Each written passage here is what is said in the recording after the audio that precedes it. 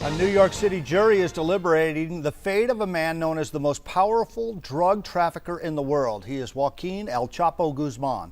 Forbes magazine once named him Godfather of the drug world. News 4 Tucson's Lupita Murillo spoke with a Tucson attorney who has represented family members of El Chapo, and she has more in tonight's Crime Trackers report. As the second day of jury deliberations winds up in New York, in Detroit, one of Chapo's alleged lieutenants goes on trial. His attorney is Steve Rawls, who, by the way, was asked by Chapo's family to represent Chapo in New York.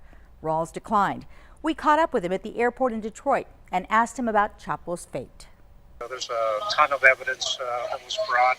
There's a lot of information the jurors have to go. So I would anticipate that this case will probably go 3 to 5 days of deliberation.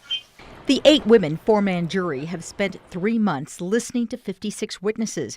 Tony Colson is a retired Drug Enforcement Administration supervisor who worked on cases involving the Sinaloa cartel and its leader. Chapo Guzman is by far and away probably the most powerful criminal in the world. During the trial, jurors heard 200 hours of testimony, including Colombian drug trafficker Juan Carlos Ramirez, whose face is now disfigured by numerous plastic surgeries. He told jurors he and Chapo had moved 400,000 kilos of cocaine during the 1990s. The defense knows that there's a lot of exaggeration that takes place. Granted, there was probably a lot of cocaine that was involved in it, but that number right there sounds excessive. One witness talked about the drug billionaire and how he paid $100 million to a former Mexican president in 2012. Another talked about corruption on every level of the Mexican government. The jurors are very smart. They go through it. They're very attentive.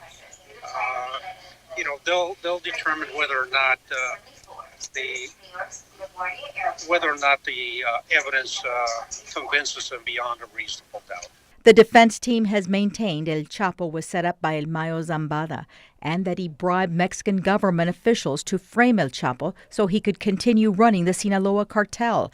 The 61-year-old faces 10 counts, including engaging in a continuing criminal enterprise, money laundering, and various drug charges. He ran a pretty slick international organization, by far and away the most sophisticated, largest criminal syndicate in the world that still exists. Evidence by last week's largest fentanyl drug seizure in the country that officials say belonged to the Sinaloa cartel. So what will the verdict be? If I was in Las Vegas, I think the decision is probably going to come against him. I hope the rest of his natural life he spends in a U.S. prison. Steve Rawls is currently representing Marcos Paredes Machado of Agua Prieta. It's alleged he is responsible for smuggling multi-tons of marijuana into the U.S. Lupita Murillo, News 4 Tucson.